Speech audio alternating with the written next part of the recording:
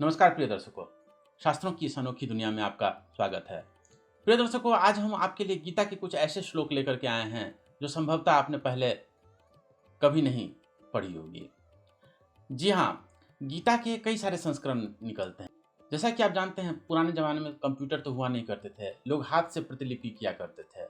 तो कई बार लेखक के प्रमादवश या किसी कारणवश जो है, उसकी प्रतिलिपि करने में जो है कभी त्रुटि हो जाया करती थी। इसके अलावा कई बार लोग अपने मन से कुछ श्लोक जोड़ दिया करते थे।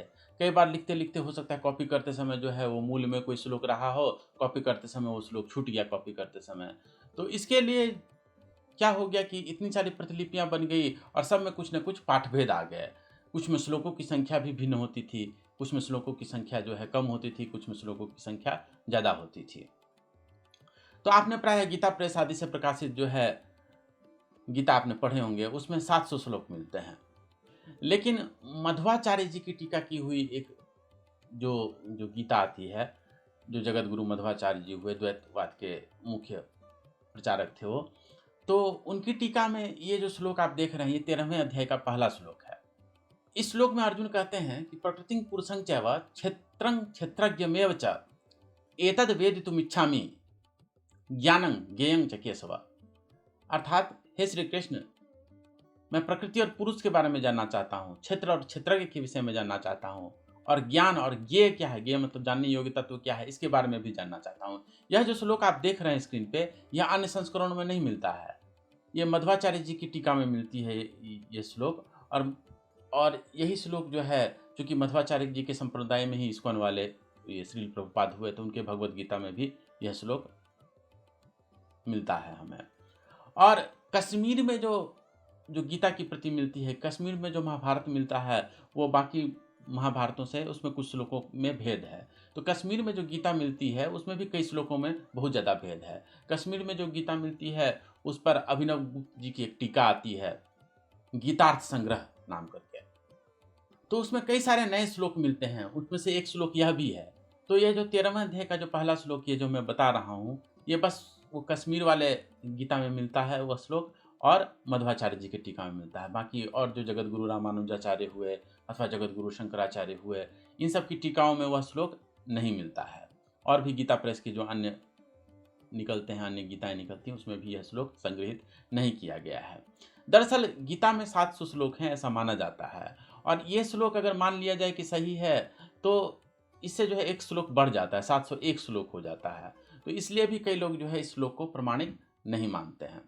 देखिए, गीता में कई सारी बातें ऐसी हैं जो अर्जुन के पूछने पे भगवान श्री कृष्ण ने बताई है, लेकिन कुछ बातें ऐसी हैं जो बिना पूछे अपनी ओर से जो है समझाने के लिए उन्होंने एक्स्ट्रा अतिरिक्त कई बातें अर्जुन को समझाई हैं। तो ये 13वें अध्याय में क्षेत्र और क्षेत्रज्ञ के विषय में कई सारी बातें आई हैं, भगवान श्री कृष्ण ने समझाई हैं। तो अधिकांश विद्वान यही मानते हैं, उन्होंने अपने मन से कृपापूर्वक अर्जुन को ये बातें समझाई हैं। लेकिन अगर यह श्लोक अगर मान लिया जाए, तो इसका अर्थ ये हुआ कि अर्जुन ने पूछा था, इसलिए भगवान श्री कृष्ण ने ये सब विषय में 13वां अध्याय शुरू किया। खैर, ये तो बस एक श्लोक की बात हुई। लेकिन ये जो कश्मीर में जो गीता मिलती है, जैसा कि मैंने बताया, अभिनव गुप्त की उस पर टीका आती है, उसको गीतार्थ संग्रह नाम से वह प्रकाशित है। उसका हिंदी अनुवाद भी मिलता है हमें, वो आप जो है इंटरनेट से डाउनलोड कर सकते हैं। उसका लिंक हमने डिस्क्रिप्शन में दे दिया है आपको।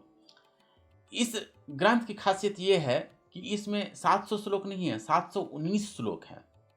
जी हाँ, इसमें कुछ अध्यायों में जो है श्लोकों की संख्या भी ज़्यादा है। जैसे तीसरे अध्याय में 5 श्लोक अधिक है, 11वें अध्याय में भी 5 श्लोक अधिक इसमें मिलते हैं।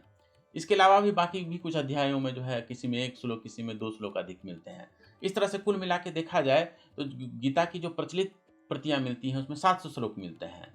लेकिन ये कश्मीर वाला जो गीता हमें मिलता है, जिस पर कि अभिनव गुप्त जी की टीका आती है, उसमें जो है 719 श्लोक मिलते हैं। 19 श्लोक इसमें ज़्यादा है, 19 श्लोक जो हैं इसमें ज़्यादा है। कुछ लोग ये आक्षेप करते हैं कि अभिनव गुप्त जी ने अपने मन से जोड़ दिया था, लेकिन ऐसी बात नहीं है। कश्मीर में जो महाभारत आदि मिलते हैं, उसमें भी कुछ श्लोकों में जो है इधर हेर-फेर मिलता है।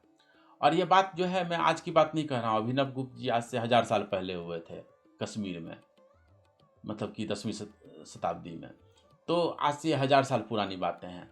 तो अभिनव गुप्त जी ने इन श्लोकों को अपने मन से नहीं जोड़ दिया है।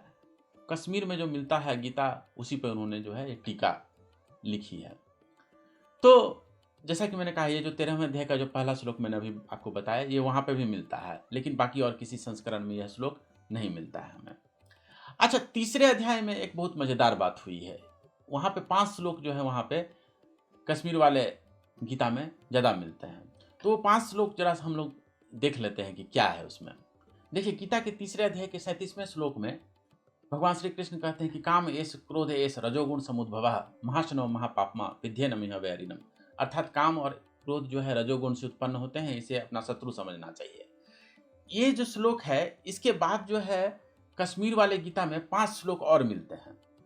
जी हाँ, दरअसल होता ये है कि जैसे ही उन्होंने अर्जुन ने ये बात सुनी कि भगवान श्री कृष्ण काम क्रोध के बारे में ऐसा कह रहे हैं कि ये शत्रु है, तो उनके मन में जिज्ञासा आती है कि वो फिर उसका स्रोत क्या है, कहाँ से उत्पन्न हो जाता है।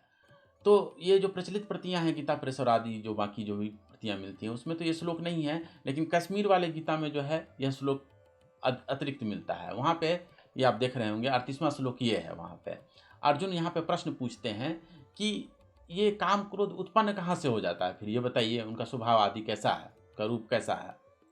और ये प्रश्न जो है लॉजिकल है, तो कई लोगों को लगता है कि प्रश्न जब लॉजिकल है तो ये तो गीता में होना चाहिए था। फिर पता नहीं क्यों बाकी लोगों ने इस श्लोक को संग्रहित नहीं किया, और बाकी संस्करणों में पता नहीं ये श्लोक क्यों नहीं मिलता है। लेकिन जो इसके टीकाकार हैं, जो प्रभा जी जो हैं, जिन्होंने इसकी टीका लिखी है, मतलब हिंदी में जिन्होंने अनुवाद किया, उनके हिसाब से यह श्लोक होना चाहिए था, क्योंकि प्रश्न लॉजिकल है, तर्कयुक्त है, ऐसा अनर्गल प्रश्न नहीं है।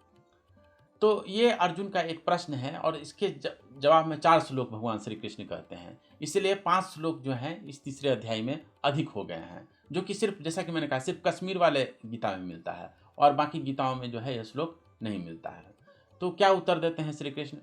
तो अगले श्लोक में जो है श्री कृष्ण जी इसका उत्तर देते हैं कि ये सुख के फैलाव पर उत्पन्न होता है। मतलब आदमी तो यह सोच करके क्रोध करता है या कामना करता है कि इससे जीवन में सुख आएगा, लेकिन ऐसा होता नहीं है, अंत में मोह ही ठहरता है, क्योंकि उससे जीवन में क्रोध आदि से जो जीवन में सुख नहीं आता है। और कामनाएं जो है मन को शांत नहीं रहने देता, प्रेजेंट मोमेंट में नहीं रहने देता। काम अछत सपने हो सुख नहीं, जैसा कि रामचरितमानस में भी कहा गया है। तो ये सुख के फैलाव पर उत्पन्न होता है, ऐसा भगवान श्री कृष्ण ने इस श्लोक में कहा है। अच्छा, इसके अगले श्लोक में आप देख पा रहे होंगे, तो ये 40वां जो श्लोक है, जो कि कश्मीर वाले गीता में है, ये प्रचलित गीताओं में ये श्लोक नहीं मिलता है। इस श्लोक में भगवान श्री कृष्ण क्या कहते हैं? अहंकार से, अभिमान से इसकी उत्पत्ति होती है। अभिमान क्या होता है? अभिमान मतलब अपने शरीर को जो है मैं समझना। तो अज्ञान के कारण मनुष्य जो है अभिमान करता है, उससे जो है काम क्रोध की उत्पत्ति होती है। तो यह भी भगवान श्री कृष्ण ने बताया है इस श्लोक में। फिर इसके अगले श्लोक में भगवान श्री कृष्ण कहते हैं काम क्रोध जो है यह मनुष्य को जीवन में बहुत प्रकार के शोक देता है। और इसके फिर अगले श्लोक में भगवान श्री कृष्ण यह भी कहते हैं कि यह जो है जीवन के, मनुष्य के जीवन में जो है बहुत प्रकार की उठपटांग अर्थात उपद्रव क्रिएट करता है। तो ये जो 5 श्लोक जो है तीसरे अध्याय में, यह सिर्फ कश्मीर वाले गीता में मिलता है, जिसकी टीका जो है अभिनव गुप्त की टीका, जिसके बारे में मैं बात कह रहा था। इसी तरह से और भी कई अध्यायों में जो है और भी अधिक श्लोक मिलते हैं। जैसे 11वें अध्याय में 5 श्लोक अधिक मिलते हैं।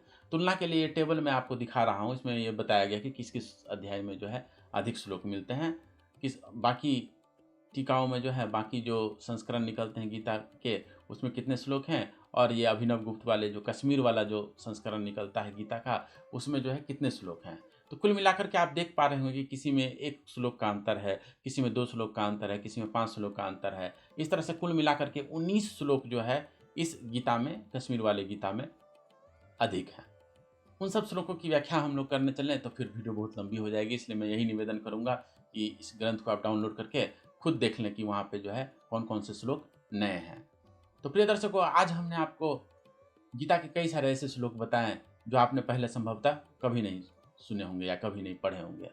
अगर आपको यह वीडियो पसंद आई हो तो इसे ज़रूर लाइक करें, और शास्त्रों की बातों को इसी तरह से शास्त्र प्रमाण के साथ जानने के लिए बने रहिए शास्त्र पर।